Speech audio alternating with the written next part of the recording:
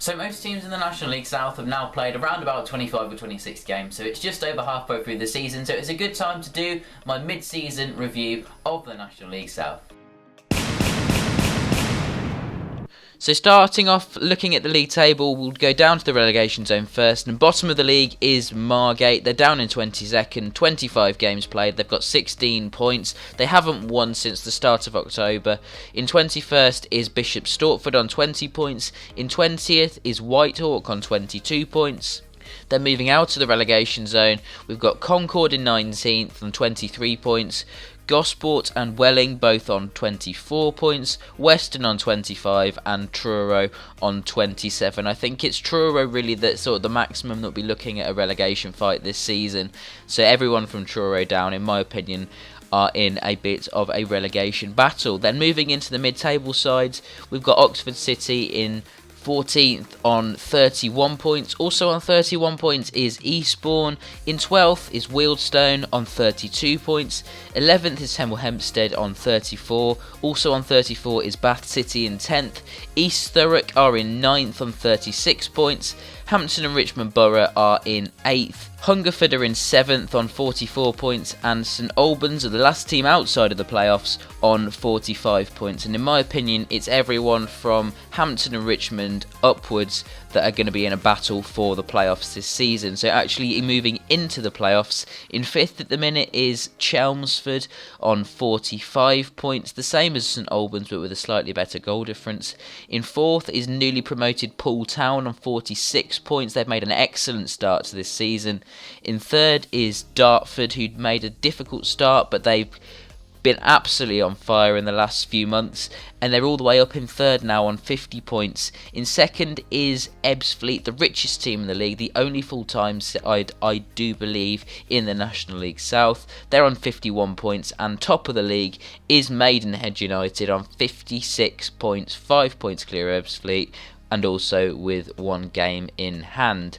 Now for the teams that I think have overachieved and underachieved so far this season, and the first overachiever for me is Poole Town. They're newly promoted, they've got a few promotions in the last few years, they've come up from the Wessex League.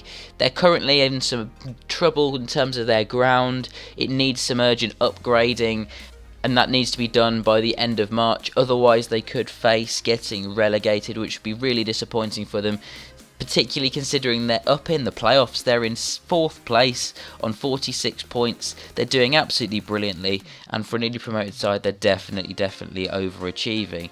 The second overachiever, in my opinion, is Hungerford, another newly promoted side. They're up on 44 points from 26 games.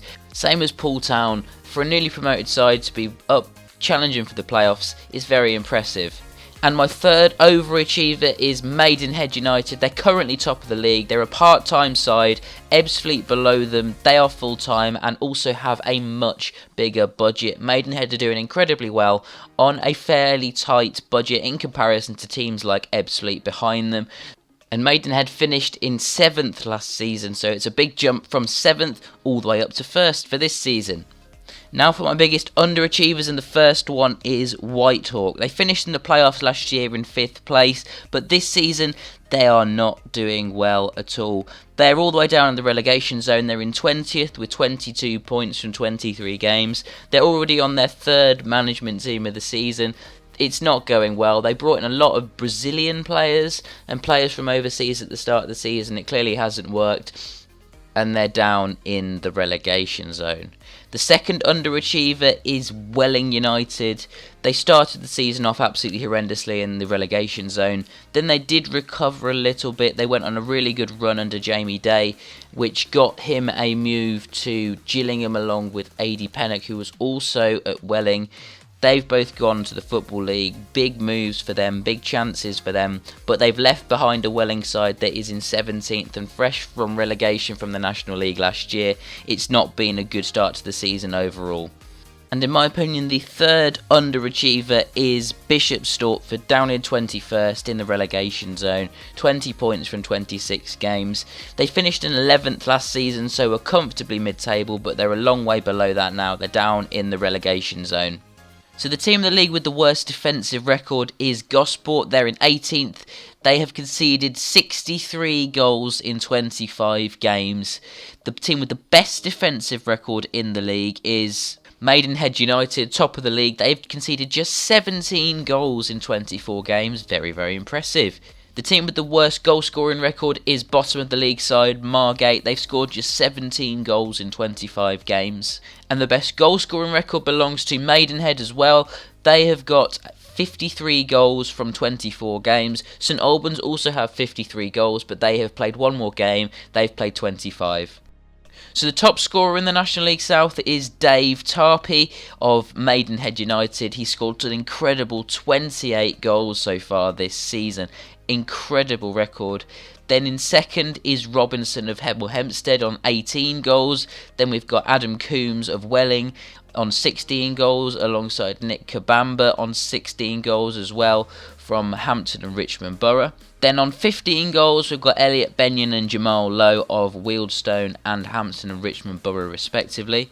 Although Kabamba and Lowe of Hampton and Richmond, they've both been sold to Portsmouth, so that will be their maximum number of goals that they'll get this season in the National League South. Some records for this season. The biggest victory was done by Poole Town just this month, on 2nd of January. They beat Gosport Borough 7-0 at home. The highest scoring games, there has been a 4-4 draw between Chelmsford and Hemel Hempstead, a 5-3 victory for Hemel Hempstead against Weston-super-Mare, and a 4-4 draw between Whitehawk and Gosport. The highest attendance so far this season was on New Year's Day, and it was between Ebbsfleet United and Dartford. The game finished 1-0 to Ebbsfleet, and there was 2,564 people there to witness that victory. The lowest attendance so far this season was back in August, on the 20th of August 2016, between Oxford City and Concord Rangers. There were only 143 people at that game in Oxford. So now for my prediction of how the league table will look at the end of the season. And looking at the top of the league first, I think that Maidenhead United will win the league. They've been solid so far this season, haven't really shown many signs of slipping up. If they can keep Dave Tarpey and keep him scoring goals, then they will surely win the title. I think that Dartford will finish in second, I think Ebbsfleet will be in third, and I think that finally the playoffs will be made up by Chelmsford and Poole Town. Then looking down to the bottom of the league table, I think that Margate will finish bottom and Gosport Borough will finish second bottom.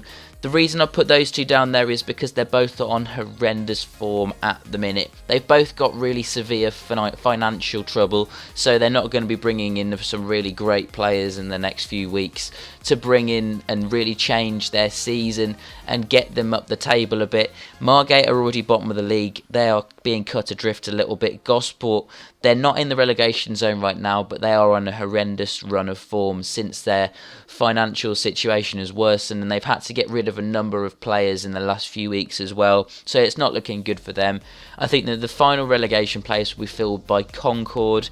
So there you have it. I hope you enjoyed this video. If you did, then remember to hit that like button and subscribe, because it really helps my channel out and it really means a lot to me. And if you support a National League South club, then make sure you let me know in the comment section down below, and just tell me how you think your season is going so far. So yeah, thanks for watching.